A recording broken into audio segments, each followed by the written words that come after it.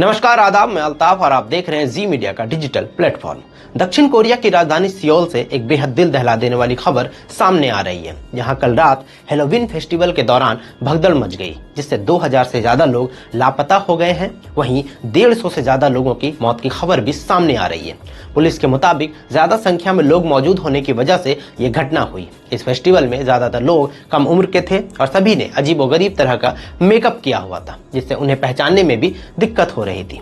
इस घटना की खबर सामने आने के बाद ज्यादातर लोगों के मन में ये सवाल उठ रहा है कि आखिर क्यों लोग इस तरह के डरावने मेकअप करके इस फेस्टिवल में आते हैं और ये फेस्टिवल क्या है। दरअसल हर साल अक्टूबर की आखिरी तारीख यानी 31 अक्टूबर को हैलोवीन फेस्टिवल मनाया जाता है। ऐसा देखा जाए तो हैलोवीन का मतलब ही होता है आत्माओं का दिन, इसलिए लोग उसी तरह के वेशभूषा में दिखाई देते हैं और इस तरह से अजीबोगरीब मेकअप करके इस फेस्टिवल में आते हैं। इस फेस्टिवल का आयोजन हजारों सालों से हो रहा है, लेकिन अब धीरे धीरे इस फेस्टिवल का क्रेज अपने देश में भी देखने को मिल रहा है। इस फेस्टिवल को पश्चिमी देशों में बहुत शुभ माना जाता है। ऐसा कहा जाता है कि पश्चिमी देशों के लोग अपने पूर्वजों की आत्मा को शांति पहुंचाने के लिए इस फेस्टिवल को मनाते हैं।